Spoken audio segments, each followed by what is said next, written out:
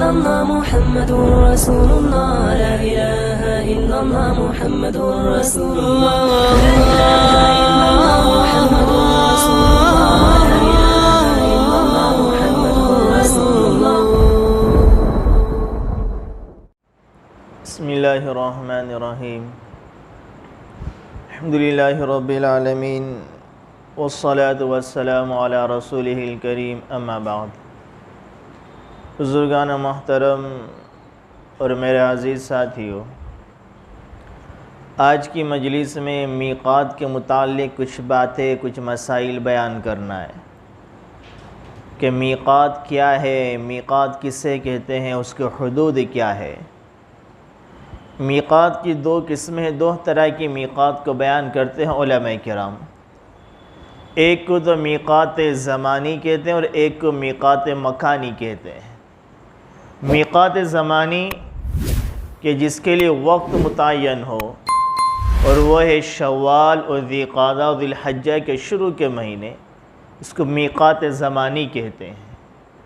अगर कोई शख्स इन ज़माने के अलावा हज के अफ़ाल को अदा करने वाला बनेगा, तवाफ़ ज़ियारत है और दूसरे जितने अरकान हैं, इन महीनों के अलावा किसी और महीने में अदा करेगा तो उसका हज अदा नहीं होगा। इसको मीक़ात ज़मानी कहते हैं। इसी तरीके से एक है मीक़ात मकानी कि वो जगह जहाँ से एहराम बांधना वाजिब हो जाता है, बग़ैर एहराम के उन हुदूद से आगे नहीं बढ़ सकते, उसको मीक़ात मकानी कहते हैं। और ये पूरी दुनिया को तीन तरह इसको तक़सीम किया जाता है। पूरी दुनिया की आबादी को तीन हिस्सों में तक़सीम किया जाता है। एक को हिल कहते हैं और एक को हरम कहते हैं, एक को हिल कहते हैं और तीसरे को आफाक कहते हैं। हरम के रहने वालों को अहले हरम कहते हैं या मक्की भी कहते हैं, और हिल के रहने वालों को अहले हिल कहते हैं, और आफाक के रहने वालों को अहले आफाक कहते हैं या आफाकी कहते हैं। इन तीनों के अपने अपने दायरे हैं, तीनों के हुदूद हैं। नबी करीम सल्लल्लाहु अलैहि वसल्लम ने इनके हुदूदों को, मसाइल को बयान फरमाया। सबसे पहले हरम किसे कहते हैं, उसके हुदूद क्या, उसकी मीक़ात क्या है। तो बैतुल्लाह के इर्द गिर्द का जो इलाक़ा है उसको हरम कहते हैं। बैतुल्लाह के इर्द गिर्द का इलाक़ा उसको हरम कहते हैं। यह हरम की हुदूद कहाँ तक है, तो नबी करीम सल्लल्लाहु अलैहि वसल्लम ने अलग अलग इसके हुदूदों को बयान फरमाया। इसका एक हद तो हरम से तनईम की तरफ का है, तनईम की तरफ। ये मदीनतुल मुनव्वरा के रास्ते में पड़ता है, जहाँ आज बड़ी आलीशान मस्जिद बनी हुई है, मस्जिद आयशा के नाम पर। ये वो जगह है यहाँ पर माँ आयशा रज़ियल्लाहु ताला अन्हा ने एहराम बांधा था और फिर हरम में दाखिल हुई थी। यह हरम की मीक़ात है, हरम की हद है।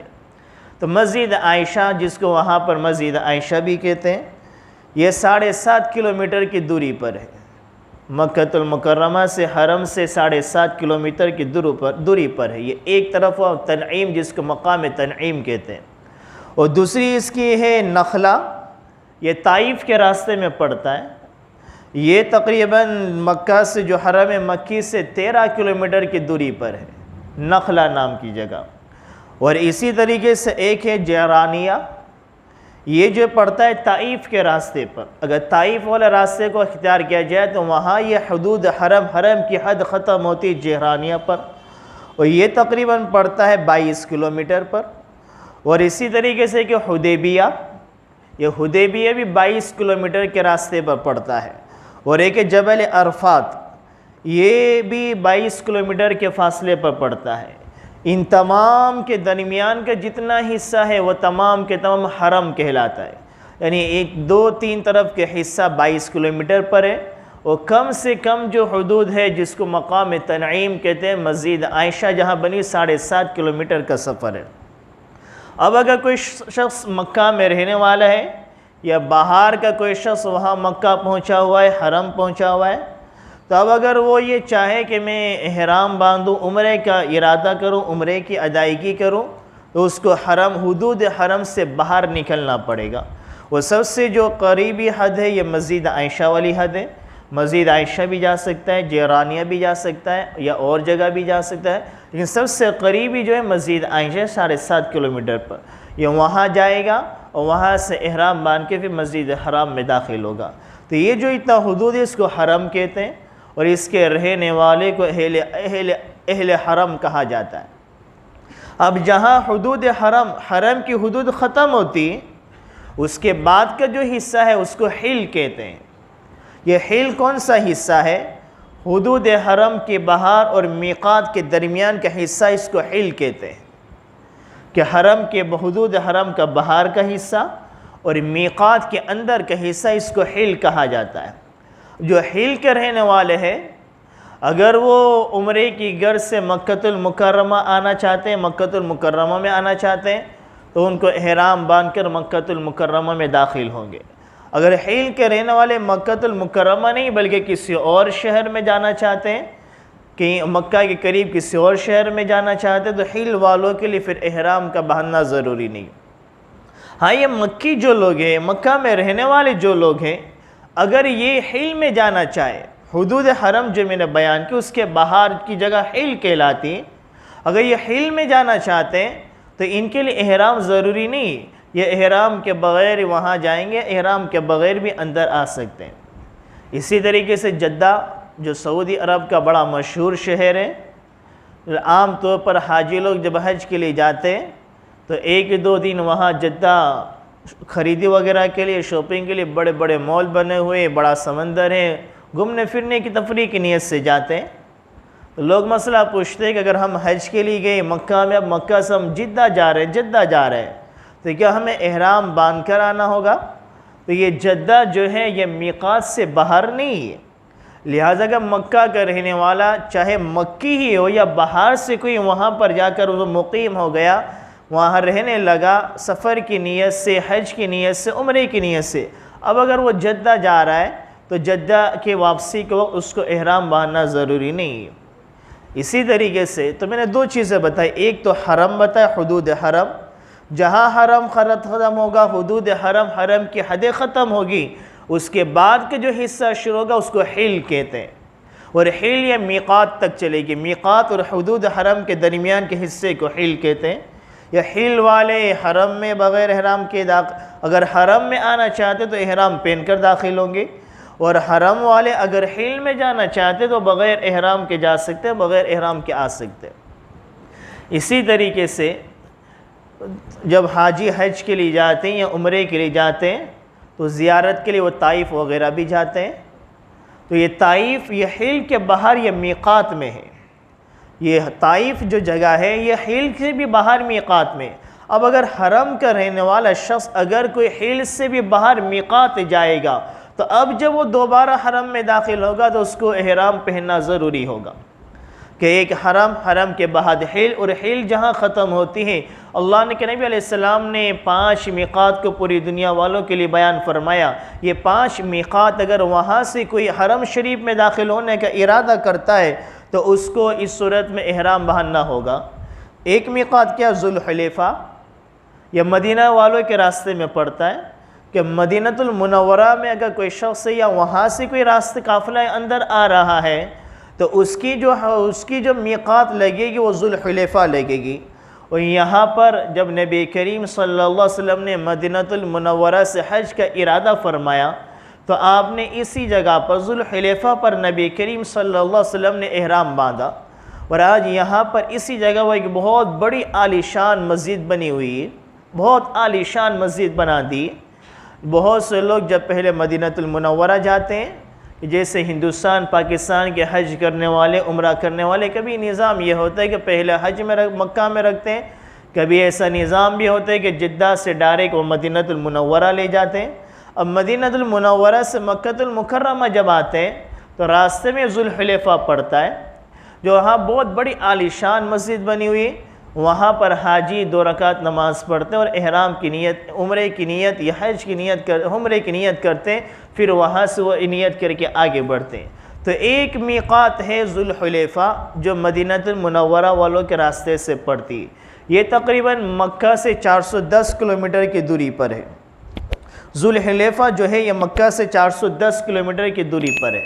और दूसरी मीक़ात जो है जुहफ़ा है, जो मिस्र और शाम से, तब मिस्र में रहने वाले जो शख्स हैं या शाम में जो रहने वाले शख्स हैं, अगर वो तबूक के रास्ते से होकर मक्कातुल मुकर्रमा दाखिल हो रहे हैं तो उनकी मीक़ात पड़ती जुहफ़ा, उनकी मीक़ात पड़ती। और ये तकरीबन 187 किलोमीटर दूर है मक्कातुल मुकर्रमा से। जो शाम से या मिस्र से आने वाले हैं, अगर वो यमन के रास्ते से, अगर वो तबूक के रास्ते से होकर आएंगे तो उनकी मीक़ात ये पड़ेगी जुहफ़ा, उनकी ये मीक़ात पड़ेगी। इसी तरीके से एक मीक़ात नबी करीम सल्लल्लाहु अलैहि वसल्लम ने बयान फरमाई, कर्नुल मनाजिल। कर्नुल मनाजिल नजद से जो आने वाले हज़रात, नजद से आने वाले, उनकी ये मीक़ात पड़ती है कर्नुल मनाजिल। और ये तकरीबन मक्कातुल मुकर्रमा से 80 किलोमीटर की दूरी के फ़ासले पर है। और तीसरी मीक़ात है यलमलम। यलमलम ये यमन वालों के रास्ते, जो यमन वाले जहाँ से आते हैं उनके दरमियान में ये मीक़ात पड़ती है यलमलम। और ये यलमलम 120 किलोमीटर दूरी के फ़ासला है मक्कातुल मुकर्रमा से। और इसी तरीके से कि ज़ातुल इर्क़, ये इराक़ की तरफ से जो काफ़िले आते हैं, जो हाजी लोग हज के लिए आते हैं, उम्रे के लिए आते हैं, तो इराक़ वालों के लिए ये मीक़ात पड़ती है ज़ातुल इर्क़। और ये तकरीबन 90 किलोमीटर के फ़ासले पर है। अब अगर हाजी लोग पहले हमारे यहाँ से बरसों पहले पानी के जहाज़ चला करते थे, तो पानी के जहाज़ के रास्ते से, पानी के समंदर के रास्ते से हाजी या उम्रा करने वाला वहाँ पर पहुँच रहा है, तो उसकी जब मीक़ात पड़ती थी यलमलम मीक़ात उसकी पड़ती थी, यलमलम। और यलमलम आने से पहले पहले वो एहराम बांध ले, और बग़ैर एहराम के उसमें वो दाखिल नहीं होगा, ये यलमलम है। इसी तरीके से आज आम तौर पर हाजी हज के लिए जाते हैं या उम्रे के लिए जाते हैं, तो हिंदुस्तान पाकिस्तान वाले जो हवाई जहाज़ से जा रहे हैं, तो हवाई जहाज़ से जब हिंदुस्तान या पाकिस्तान के लोग हज के लिए जा रहे हैं, उम्रे के लिए जा रहे हैं, तो उनकी मीक़ात कर्नुल मनाजिल पड़ती है, उनकी मीक़ात कर्नुल मनाजिल। और कर्नुल मनाजिल आने से पहले पहले एहराम की नीयत बांध ले, एहराम की नीयत कर ले। अब अगर कोई शख्स हवाई जहाज़ के रास्ते से, हमारी जो मीक़ात पड़ रही कर्नुल मनाजिल, हमने पहले एक बात सुनते रहे यलमलम, यलमलम हमारे हिंदुस्तान की मीक़ात है। ये हिंदुस्तान की मीक़ात समंदर के रास्ते से, हवाई जहाज़ के रास्ते से कर्नुल मनाजिल पड़ती है। तो इसका मसला ये कि मीक़ात वाले, अब गया 3 हिस्से, 3 चीज़ें मैंने बयान की कि मीक़ात पूरी दुनिया के जो दूर दराज के रहने वाले हैं वो आफ़ाक़ी कहलाते हैं, आफ़ाक़ में रहने वाले। उसके बाद एक हिस्सा आता है हिल का, और तीसरा हिस्सा आता है हरम का। अब अगर कोई आफ़ाक़ी शख्स हरम में दाखिल होना चाहता है, हिल में आना चाहता है, हिल में कहीं किसी से घूमने फिरने, किसी से मुलाकात के लिए, तो हरम तो एहराम की ज़रूरत नहीं। या आफ़ाक़ी शख्स या हिल के अंदर आना चाहता है, हुदूद हरम से बाहर किसी और जगह पर आना चाहता है, जद्दा जाना चाहता है या मदीनतुल मुनव्वरा कहीं और जगह जाना चाहता है, तब भी उसके लिए एहराम की ज़रूरत नहीं।